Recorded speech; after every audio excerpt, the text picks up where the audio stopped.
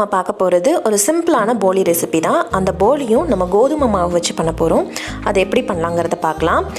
இதுக்கு நான் 1 கப் கோதுமை மாவு, கொஞ்சமாக உப்பு, அதில் கொஞ்சமாக மஞ்சப்பொடி சேர்த்துருக்கேன்.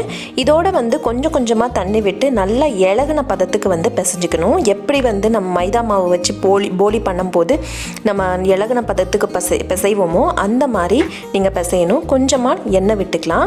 ஸோ எண்ணெயிலேயே அது கொஞ்சம் ஊறணும். அப்போ தான் உங்களுக்கு சாஃப்டான போலி கிடைக்கும். இல்லை அப்படின்னா நமக்கு சப்பாத்தி மாதிரி ஒரு மாதிரி டெக்ஸ்சரில் கிடைக்கும். ஸோ அதுக்காக கொஞ்சமாக எண்ணெய் விட்டு நல்லா பிசைஞ்சு எடுத்துக்கலாம். இப்போ பார்த்தீங்கனாலே தெரியும், ஓரளவுக்கு நல்ல எண்ணெயாக நல்ல ஈரப்பதத்தோடு இருக்குது. இதை ஒரு 2லேருந்து 3 மணி நேரத்துக்கு அப்படியே வச்சிடலாம். அப்போ நல்லாவே ஊறி நமக்கு ரொம்ப நல்ல சாஃப்டாக கிடைக்கும். 1 கப்பு நான் கடலைப்பருப்பு எடுத்து வச்சுருக்கேன். ஸோ அதை கொஞ்சம் நேரம் ஊற வச்சுட்டு நம்ம ப்ரெஷர் குக் பண்ணிக்கலாம்.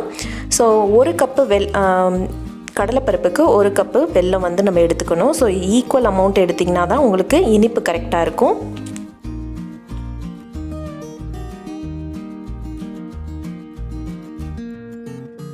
இப்போ பார்த்தீங்கன்னா அளவாக தண்ணி ஊற்றிட்டீங்க அப்படின்னா கரெக்டாக வெந்து வரும். ஸோ எடுத்து நசுக்கி பார்த்தீங்கன்னா நல்லா சாஃப்டாக வெந்திருக்கும். இதை ஒரு மேஷர் வச்சு நல்லா மேஷ் பண்ணி விட்டுக்கலாம். நல்லா குழச்சி விட்டுட்டோம் அப்படின்னா நமக்கு ஒரு நல்ல சூப்பரான ஒரு பூரணை கிடைக்கும். நான் ஏற்கனவே சொன்ன மாதிரி 1 கப்பு கடலைப்பருப்புக்கு 1 கப்பு வெல்லம் எடுத்து இதில் கொஞ்சமாக தண்ணி விட்டுட்டு இது நல்லா கரையணும். கரைஞ்சதுக்கப்புறமா நீங்கள் இதை ஃபில்டர் பண்ணி எடுத்துக்கோங்க.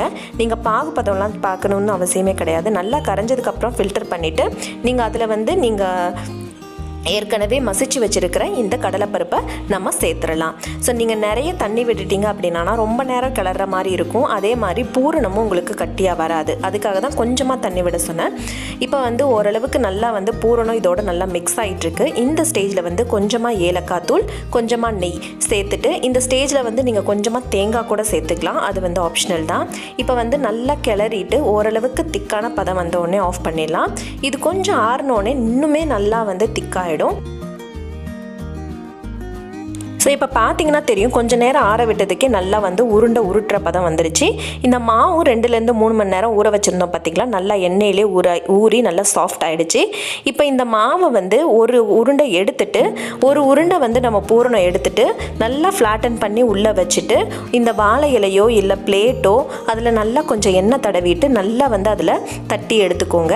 ஸோ எவ்வளோக்கு எவ்வளோ தின்னா தட்ட முடியுமோ அவ்வளோக்கு அவ்வளோ தின்னா தட்டிக்கோங்க. ரொம்ப தின்னாக இருந்தாலுமே உங்களுக்கு ஒரு மாதிரி ஹார்டாக இருக்கிற மாதிரி இருக்கும். ஸோ ஓரளவுக்கு லேசான சப்பாத்தி அளவுக்கு நீங்கள் தட்டினா போதும்.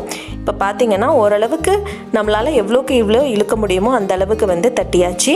இப்போ பேனில் நல்லா கொஞ்சம் நெய்யோ இல்லை எண்ணெயோ தடவிட்டு நம்ம ஏற்கனவே தட்டி வச்சுருக்கோம் பார்த்தீங்களா, அந்த போலியை இதோட சேர்த்துடலாம்.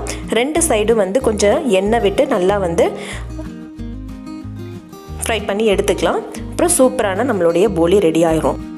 சார் நிறைய பேருக்கு ஒரு டவுட் இருக்கும், இந்த கோதுமை மாவுலையும் போலி பண்ணலாமா, இல்லை நல்லா வருமா, சாஃப்டாக வருமா வராதான்னு. இந்த மாதிரி இலகுன பதத்தில் நீங்கள் பிசைஞ்சிட்டு போலி சுட்டு பாருங்கள். சூப்பராக இருக்கும், ரொம்ப ஹெல்த்தியாகவும் இருக்கும். கண்டிப்பாக குழந்தைங்களும் ஈஸியாக சாப்பிட்லாம். ஸோ இந்த மாதிரி நீங்களும் போலி ட்ரை பண்ணுங்கள். கண்டிப்பாக உங்களுக்கு பிடிக்கும்னு நினைக்கிறேன். பிடிச்சிருந்தா கண்டிப்பாக லைக் பண்ணுங்கள், ஷேர் பண்ணுங்கள், கமெண்ட் பண்ணுங்கள், சப்ஸ்கிரைப் பண்ணுங்கள். அண்ட் இன்னொரு சூப்பரான வீடியோவில் சந்திக்கலாம். தேங்க்ஸ் ஃபார் வாட்சிங்.